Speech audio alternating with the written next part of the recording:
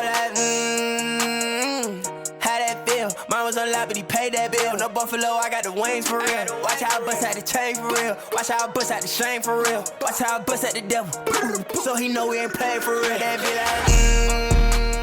like, how you know? Just look at my life, he changed my.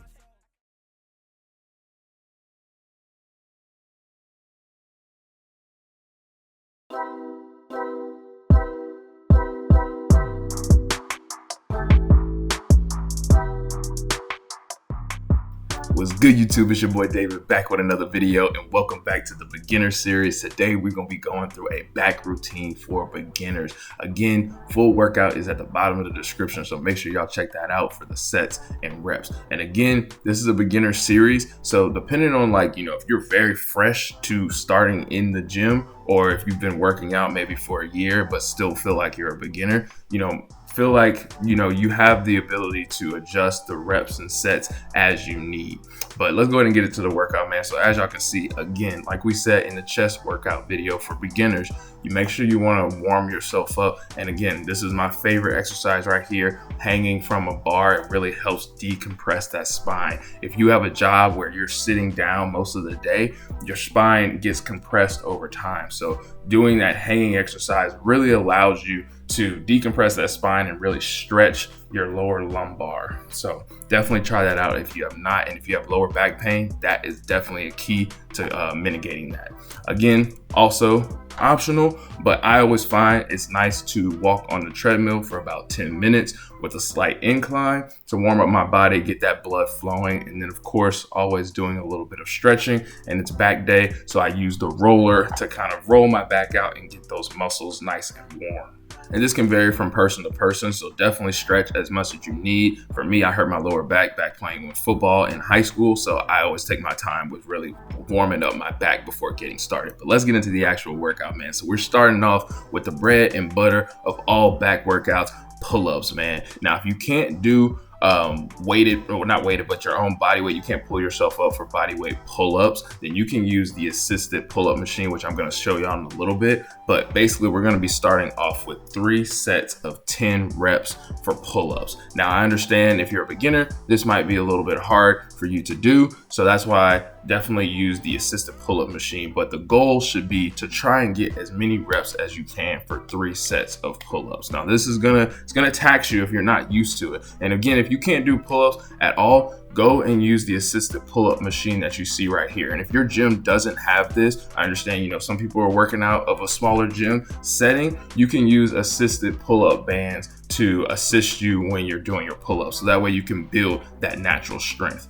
Now, going from that, we're going to go ahead and go into some cable pull downs with the wide grip bar. When it comes to back day, I like to make sure that I'm hitting my back from all different angles. Your back is comprised of a bunch of different muscles, and you can hit it from so many different angles that you want to make sure that your back day is comprised of a bunch of different angles. When it comes to back, you can really bundle them all up into 2 different types of exercises. You'll have your vertical movements, which is a vertical movement right here that you're seeing with the cable pull downs, and you'll have your horizontal movements, which is our next exercise, barbell rows. Now, this is an essential workout to really building that mass on your back. To me, when it comes to working out, you have your core movements, which would be kind of like bench, squat, and then deadlift. But I would also say that, barbell rows is kind of one of those core lifts within that family. So when it comes to your back workouts, it's nice to throw this in there to really put some, heavy weight on there and really, start to feel strong and kind of build that strength and that thickness on your back. So if you really, if you're, a guy, even some girls, and you're really trying to tone your back, but also really put some thickness on there and some definition, try this workout right here. And for me, I like to bend over a little bit more at about a 90 to about an 80 degree angle. I've been doing this for a while, so I know how much weight I can handle without putting my lower back in a compromised position. So definitely use caution with how much weight you're loading on the bar and how much you're bending over. You might want to bend over at a 45 to a 50 degree angle when first starting out, and make sure you're not using too much weight. For me, I bend over at about an 80 to 90 degree angle because I just feel like I get more of a deeper stretch on my back. So if you want to do that, definitely go for it, but make sure you're using, lighter weight that you can handle handle and you're not, putting yourself in a compromising position. So we finished our barbell rows with 4 sets of 8 to 12 reps. That's sweet spot. Next up, we got dumbbell rows, which is an isolateral movement, which is great for helping with those muscle imbalances like we were talking about. That's really good to throw in on any day, not just back day, but your leg day, your chest day,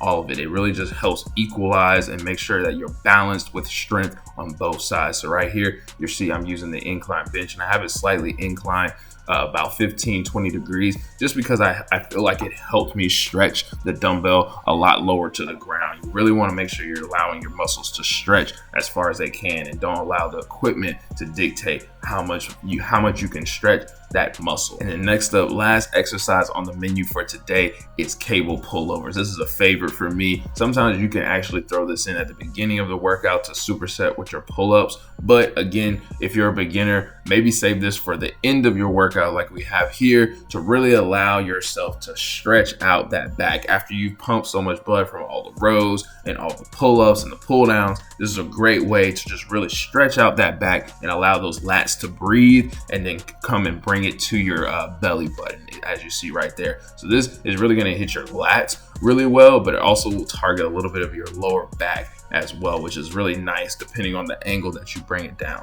Don't use a whole lot of heavy weight when it comes to that exercise. Just really allow yourself to stretch and not go, crazy with the movement. Really allow it to stretch and come and bring it to your belly button. That's really going to help you with your mind muscle connection as well. And of course, like we always say, or like I said in the chest video, definitely want to get some posing in at the end as well if you're trying to build that mind muscle connection. Again, I understand not everyone's a bodybuilder, but just flexing a little bit will also help you with just understanding the muscles that you should be working when you're doing these exercises. But that's all I got for y'all, man. So I hope y'all enjoyed this workout. Let me know down below the next workout y'all want to see, if these have been helpful, what would be helpful for you if you want to see some tutorials or whatnot. But that's it, man. Don't forget to like, comment, share, subscribe, all that. We out, man. Stay prayed up. Let's go.